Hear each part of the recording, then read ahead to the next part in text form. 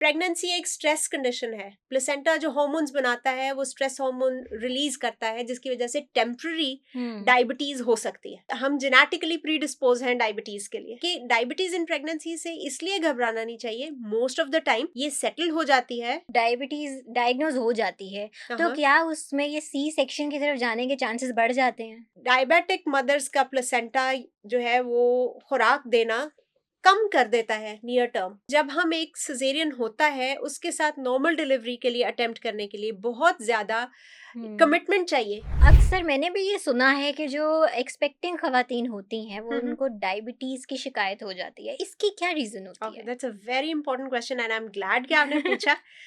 देखिए, हम जो साउथ एशियंस हैं,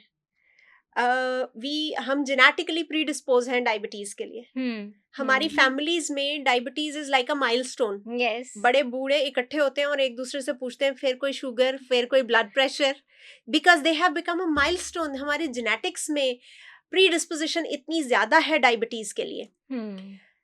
जब कोई स्ट्रेसफुल कंडीशन आती है, एज के साथ वो मैनिफेस्ट हो जाती है। Your father is 60 years of age, तो उनको डायबिटीज हो गई। मदर वाज 75, उनको डायबिटीज हो गई। सिमिलरली प्रेगनेंसी एक स्ट्रेस कंडीशन है। प्लेसेंटा जो हार्मोन्स बनाता है वो स्ट्रेस हार्मोन रिलीज करता है, जिसकी वजह से टेम्पररी डायबिटीज हो सकती है।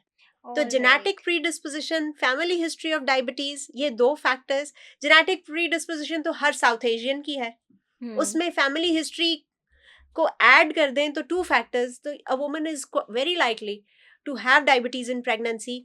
बाज़ अगर अनडिटेक्टेड चली जाती है अगर आप प्रॉपरली उसको टेस्ट नहीं करते। So you have to make sure कि आप टेस्ट करके उसको डायग्नोज करें ताकि आप मैनेज करें। दूसरी बात ये कि डायबिटीज इन प्रेगनेंसी से इसलिए घबराना नहीं चाहिए, मोस्ट ऑफ द टाइम ये सेटल हो जाती है आप जब आप नॉन प्रेग्नेंट स्टेट में चले जाते हैं। लेकिन वो आपको एक वार्निंग दे के गई है आपके फ्यूचर के बारे में कि आपकी जेनेटिक प्रीडिस्पोजिशन है, आपको जिंदगी में आगे डायबिटीज होने का बहुत ज्यादा चांस है, अनलेस कि आप वेट पे अपने वॉच करें और अपनी डाइट पे वॉच करें और मेक श्योर करें कि आप अपने इंसुलिन रिसोर्सेज को एग्जॉस्ट ना करें। राइट। अगर किसी को डायबिटीज डायग्नोज हो जाती है तो क्या उसमें ये सी सेक्शन की तरफ जाने के चांसेस बढ़ जाते हैं? ओके, आई फील हफ्सा का कोई करीब का एक्सपीरियंस है। So actually in a way yes you are right, और उसकी मैं आपको वजह बताती हूँ। जब आप you have diabetes in pregnancy, एक वजह तो सिजेरियन सेक्शन की ये होगी कि डायग्नोज नहीं हुआ। दूसरी वजह होगी लेट डायग्नोज हुआ, जिसकी वजह से बेबी को ज्यादा खुराक मिल रही थी, baby was putting on more weight. ठीक है, बड़ा बच्चा is more difficult to deliver. तीसरी वजह अगर डायग्नोज हो भी गई है टाइम पे, जो इंक्रीज करती है वो ये है कि डायबिटिक मदर्स का प्लेसेंटा जो है वो खुराक देना कम कर देता है नियर टर्म। 9 मंथ पे जाके हम उसको उस प्रेगनेंसी को ड्यू डेट से आगे नहीं जाने देते। अक्सर 9वें महीने के दूसरे या तीसरे हफ्ते में डिलीवर कर लेते हैं। वो अगर नेचर की तरफ से पेन्स नहीं लगी और आपने आर्टिफिशियल लगाई हैं तो हम ऑलरेडी नेचर के साथ इंटरफेयर कर रहे हैं।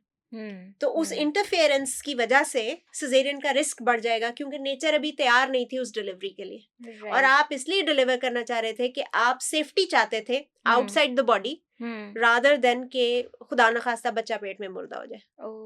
अच्छा, अगर पहली डिलीवरी सी सेक्शन से हो रही है, ठीक है, सिजेरियन की तरफ हम चले जाते हैं, तो उसके बाद जो बेबीज की जो बारी आती है तो क्या तब नॉर्मल डिलीवरी हो सकती है या वो भी उसके लिए भी सिर्फ सी सेक्शन ही फिर रह जाता है? Okay, so normal delivery after caesarean section, किताब के हिसाब से मैं देखूं तो there is a 70% chance of normal birth after caesarean section. मैं रियलिटी देखूं in Lahore, less than 50% chance of having a normal birth. It is almost एक क्या कहना चाहिए, बगैर लिखा एक असूल बन चुका है कि once a caesarean always a caesarean. However, अगर सेकेंड प्रेगनेंसी में कोई कॉम्प्लिकेशन नहीं है, पहली प्रेगनेंसी पहला सिजेरियन लेबर में हुआ था, खातून पहले डायलेट कर चुकी हुई है, यानी कि रहम के मुंह ने हैज नोज के हाउ टू डायलेट, और इस सेकेंड प्रेगनेंसी में कोई कॉम्प्लिकेशन नहीं है, दिन पूरे होने पे दर्दें खुद से लगी हैं, तो yes there is a possibility of normal birth. All right, मतलब कोई हार्ड एंड फास्ट रूल नहीं है, जैसे कि लोगों ने बातें बना दी हुई हैं कि अगर एक दफा सी सेक्शन हो गया तो अगला बेबी भी जो सी सेक्शन से ही होगा। मैंने आपसे कहा ना कि it has become a unwritten rule, because कि जब हम एक सिजेरियन होता है उसके साथ नॉर्मल डिलीवरी के लिए अटेम्प्ट करने के लिए बहुत ज़्यादा कमिटमेंट चाहिए, और वो कमिटमेंट सिर्फ डॉक्टर्स से नहीं चाहिए, वो कमिटमेंट रिश्तेदारों से, वो कमिटमेंट पेशेंट हर सेल्फ। मेरे पास बहुत सारे मरीज बुक होते हैं vaginal delivery after caesarean section के लिए, और मैं बहुत खुश होती हूँ कि okay all right, we will get to do that या we will get to try that. लेकिन most of them change their own mind. 8वें महीने तक पहुंचते पहुंचते वो इर्द गिर्द से इतना सुन लेते हैं कि they are not willing to take that chance.